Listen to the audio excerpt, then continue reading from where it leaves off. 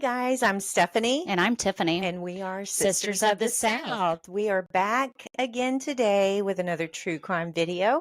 But before we get started, we'd like to ask you to hit that like button. Also, share the video if you feel it's worth sharing. Leave some comments. Let us know what you think. Also, hit that notification bell so you know every time that Sisters of the South it has uploaded a new video. Ding! And we appreciate every single one of you. Also, we would like to give a big shout out to SoFly. SoFly! They are a small family-owned business here in the Houston, Texas area that do embroidery and laser work.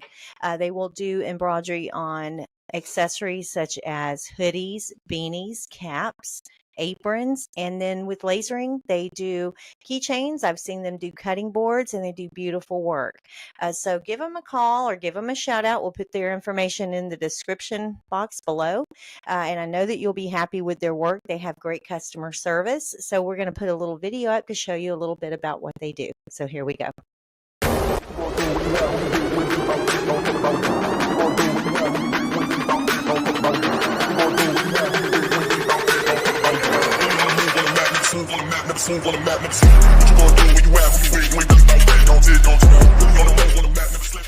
All right, guys, we hope you enjoyed that video. Please go check them out and let them know we sent you. Absolutely. So today, Tiffany's going to be narrating a story for us. And so we're going to turn it over to her and let her get started. So here we go.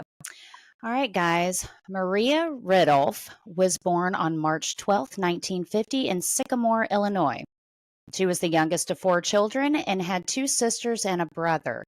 Maria was an honor student, then in 2nd grade. She also received awards for perfect Sunday school attendance at her church. Aww.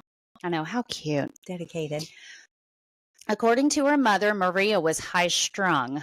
My daughter was a nervous girl, and if she got into any trouble, would become hysterical, Frances said in a 1957 interview. Someone would probably have to kill her to keep her quiet. I am the only one who could calm her down. Maria was also described as a screamer and afraid of the dark. A screamer. A screamer. Interesting. I wonder if she had night terrors or something. I don't know, but that's horrible. Yes. December 3rd, 1957 was the first day it had snowed that season in Sycamore, Illinois. After dinner, 7-year-old Maria Ridulph asked to go outside and play with her best friend, 8-year-old Kathy Sigmund. They were playing a game where they tried to dodge the headlights of oncoming cars. Back when times were simpler. According to Kathy, they were approached by a man who Kathy would later describe to police as a blond man with a high voice and big teeth, wearing a colorful sweater. The man, who said his name was Johnny, told the girls he was 24 and not married, which I think is weird. Why are you telling kids that? Yeah, what kind of conversation are you having with little girls that a 7 and 8-year-old girl? Mm-hmm. He asked if they liked dolls and if they liked piggyback rides. He gave Maria a piggyback ride, and then she went back to her house to get a doll to show him. While Maria was gone, the man asked Kathy if she wanted to go for a walk, but she declined. He then told her she was pretty. After Maria returned, Kathy ran back to her house to get her mittens. She asked Maria to come, but she wouldn't. When Kathy returned, Maria and the man were gone. Oh, wow. Kathy went back to Maria's house to tell her parents she couldn't find Maria. The family initially thought Maria was hiding and sent Maria's 11-year-old brother to look for her. After he was unable to find her, the Ridulphs called the police, and within an hour, police and armed civilians began a search of the town, but failed to locate Maria or Johnny. Armed civilians. Armed civilians. I loved it. My kind of living right there. Because that's who I want looking for my girl when she goes missing. Exactly right. Absolutely. I don't mind arming up and looking for a little girl if some jerkwad took her. That's right. Maria's disappearance received national news coverage, and both President Dwight Eisenhower and FBI Director J. Edgar Hoover took an interest in the case. They even had the president involved. Yeah. Law enforcement continued to investigate various suspects in the area, including transients, known sex offenders, and a local man who had given children piggyback rides, but developed no leads. So these men are just going around giving children piggyback rides? Yeah. Now that I can remember that as a kid being common, but in today's world, that's a I people. understand that, but you're talking multiple men going around like, you know what? This dude gives piggyback rides too. We got to go check him No, out. I agree, but back then people didn't think anything about it. Still, Usually it's your uncle, or your cousin or not just something like some that. dude Not in the some random neighborhood. guy. But, back then probably everybody knew everybody. So for the most part, they probably didn't think much of But it. for the police to be like, we need to go investigate this guy. He's known for giving piggyback rides. Yeah, That's odd. I that don't care is who you odd. are or what Yeah. year it is. Maria's parents appeared on TV and in other media pleading for their daughter's safe return and the public's help in finding her. For months, investigators stayed at Maria's house. Volunteers showed up to search for any trace of Maria. Her doll was found by a neighbor's garage, which was processed for evidence by the FBI. Not much else was found. Roadblocks were set up, cars were searched, and military airplanes and helicopters looked for her from above. Kathy Sigmund was the only witness who had seen Johnny and was placed in protective custody as the police and FBI feared that the kidnapper would come back and harm her. The authorities had her look at photos of convicted felons or suspects who bore resemblance to Johnny. In April of 1958, 5 months after she disappeared, Maria's body was found approximately 90 miles from her home near Woodbine, Illinois. Oh, wow. 90 miles. A man and his wife were hunting for mushrooms on a friend's farm when they discovered the skeletal remains of a small child wearing only a shirt, undershirt, and socks under a partially fallen tree. The decomposed condition of the body indicated it had been there for several months.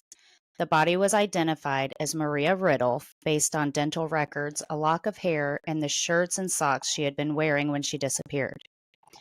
The rest of Maria's clothing, including her coat, slacks, socks, and an undergarment, were never found. No photos were taken of the crime scene because the coroner did not want any photos of the child's body leaked to newspapers. Because the crime had occurred within Illinois rather than crossing state lines, the FBI withdrew from the case, leaving it to state and local police. The initial autopsy did not determine a cause of death due to the state of decomposition. One suspect in Maria's murder was 18-year-old John Tessier of Sycamore, Illinois. His alibi was that he was in Rockford, Illinois, approximately 40 miles from Sycamore, enlisting in the Air Force on the night of the murder. This was verified via FBI interviews with recruiting officers who remember seeing Tessier at the time he claimed to be there. Tessier also said he made a collect call from the post office in Rockford to the Tessier home in Sycamore. Phone records show the operator took a call from a man who gave his name as John Tessier at 6:57 p.m. on December 3rd. A week after Maria's abduction, Tessier was cleared as a suspect. After serving 13 years in the Air Force, Tessier retired and became a police officer and settled down in Washington State and had 2 children. In 1982, Tessier took in a 15-year-old runaway named Michelle Weinman and her friend.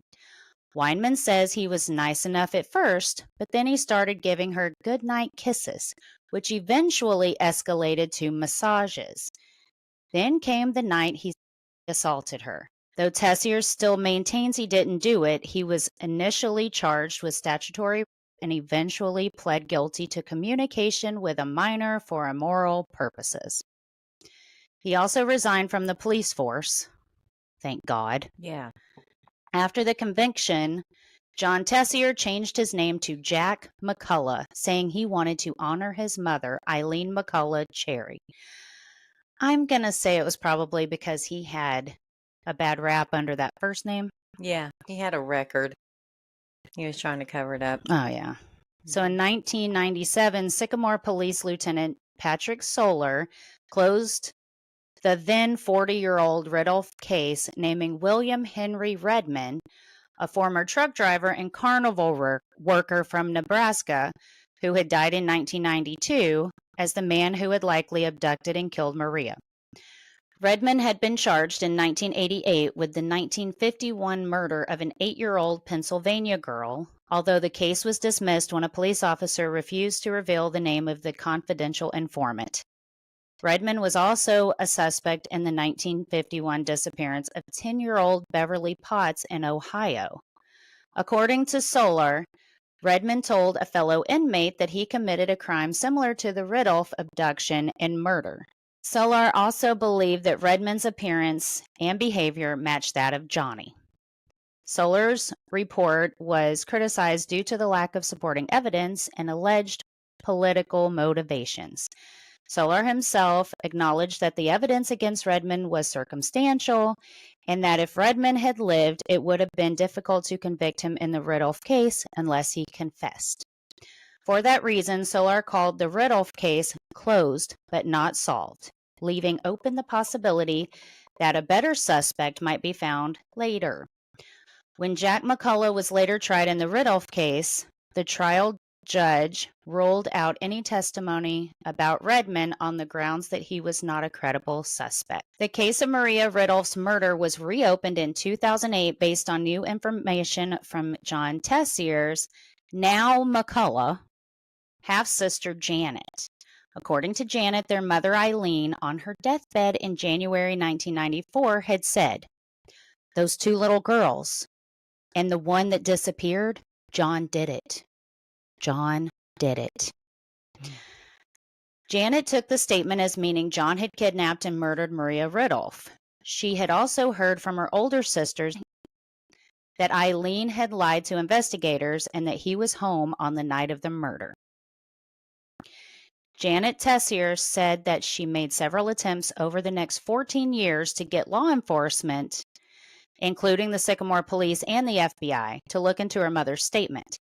Patrick Solar, who during part of his time as a lieutenant with the Sycamore police and had identified another man as the most likely suspect in Maria's murder, told CNN that Janet had never spoken to him, but that he would not have suspected John Tessier because he knew the Tessier family.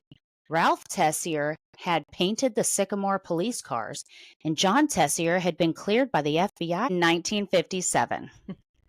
Well, he painted the cars, so he couldn't have murdered anyone. I mean, what does that have to do with anything? Anything. Come on, guys. I mean, it doesn't even matter what he does or did. Yeah. So in 2008, Janet emailed the Illinois State Police tip line, resulting in the State Police Cold Case Unit undertaking a lengthy investigation into McCullough's background and alibi. Janet's sisters, Catherine and Jeanne, told investigators of their suspicions, and Jeanne said that John had her as a child and other young girls.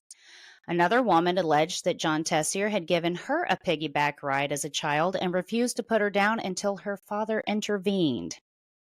Oh, hell no. That is insane. This guy didn't get his ass kicked ever? I mean, come on.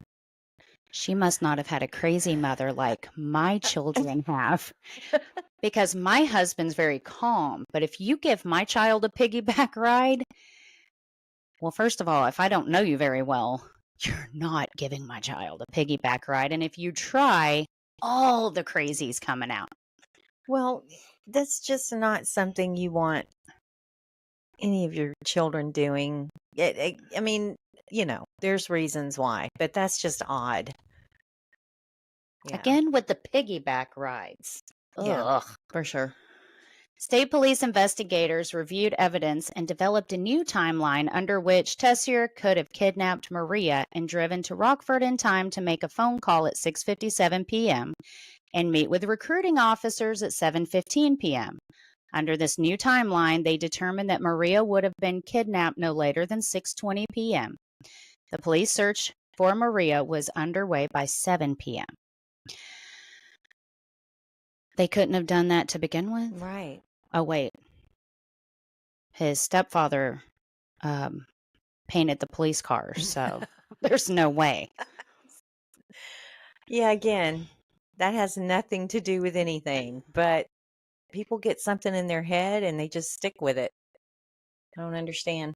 Yeah, I don't know why the painting of police cars could hold a stepson back from killing someone, but Right, okay. for sure. Hoping to have Kathleen review a photo lineup, police took 5 pictures from the 1957 Sycamore High School yearbook, but John Tessier's photo was not in the yearbook as he had been expelled. Well, of course he was. Police obtained a different photo of him from a former girlfriend. Kathy identified the picture of Tessier.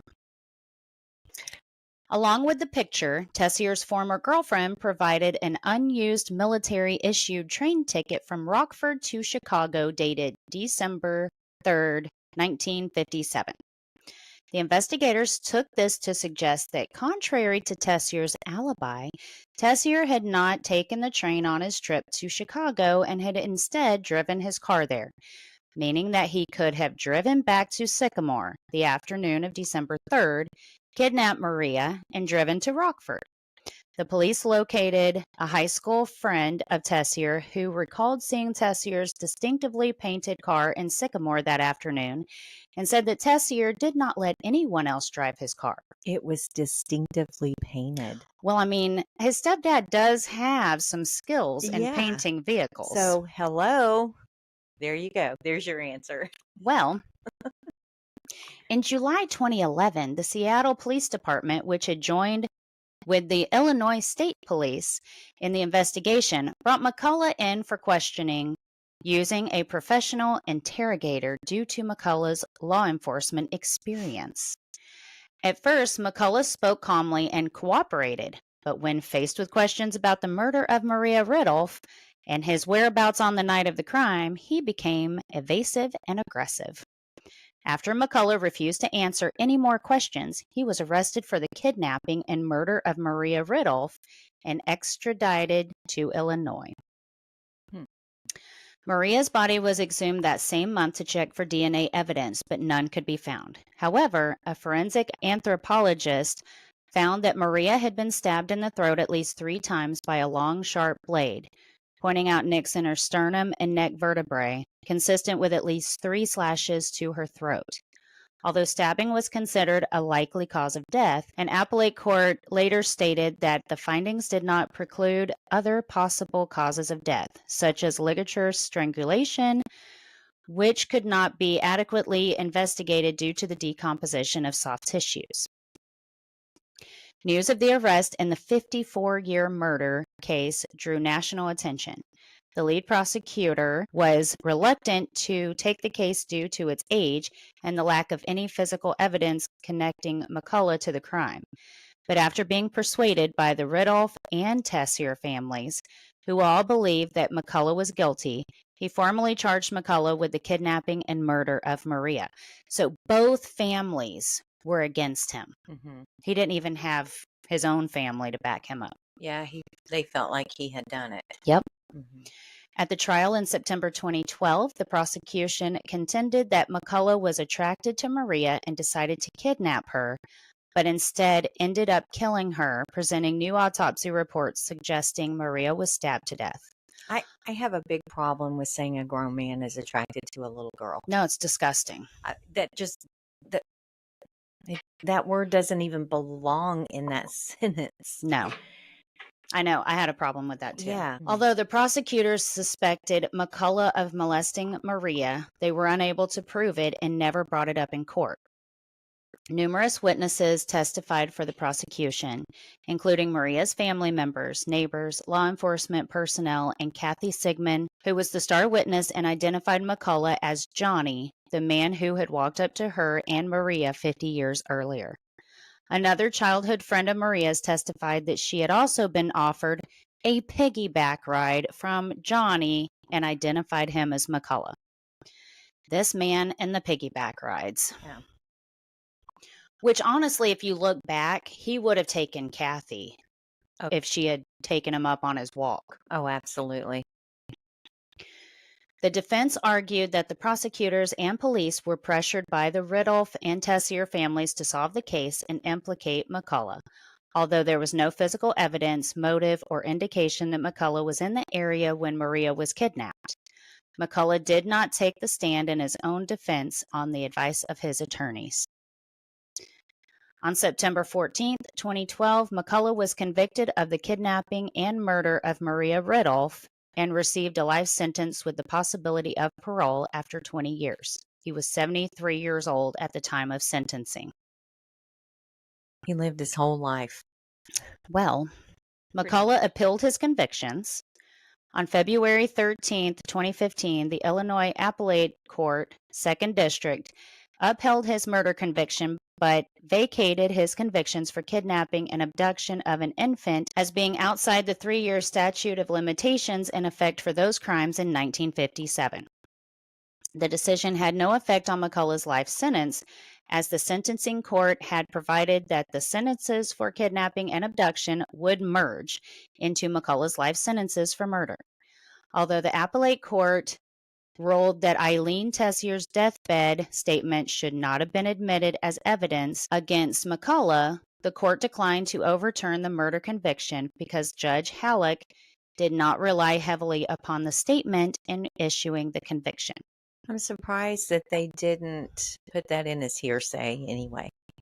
I know, honestly. me too. I mean, Yeah, because I mean that's definitely hearsay. So what is his defending attorneys doing?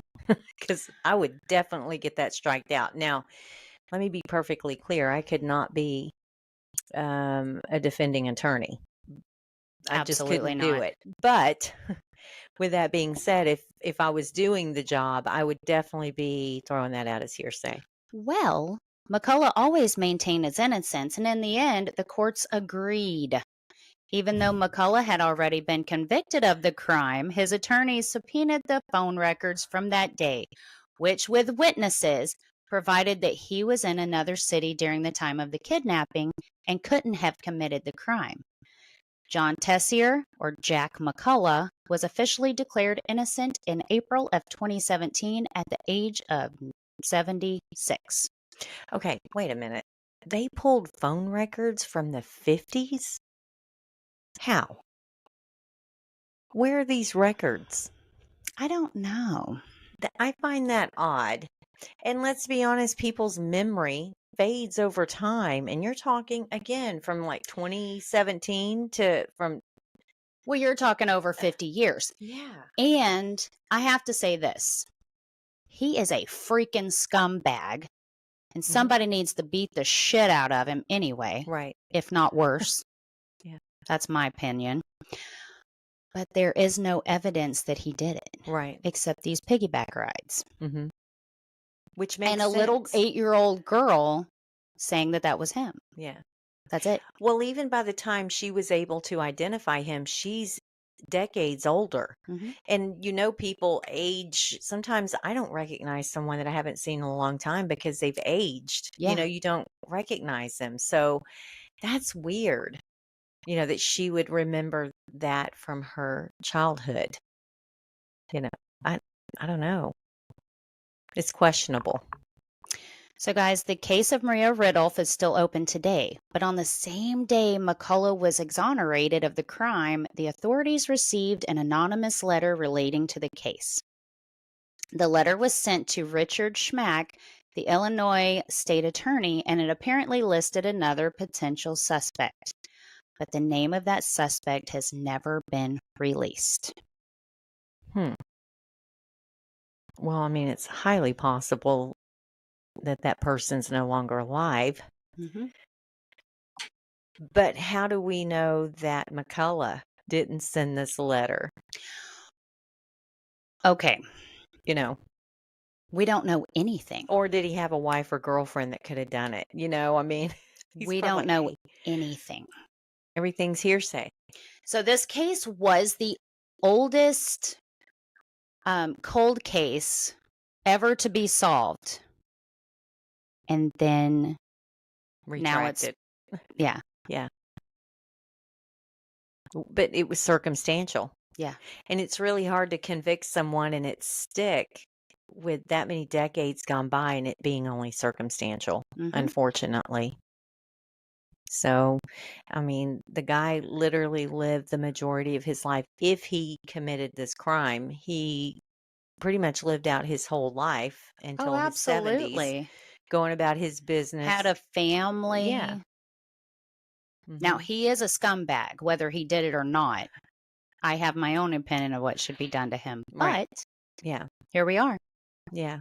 I mean, he So, violated his own sister, for God's sakes.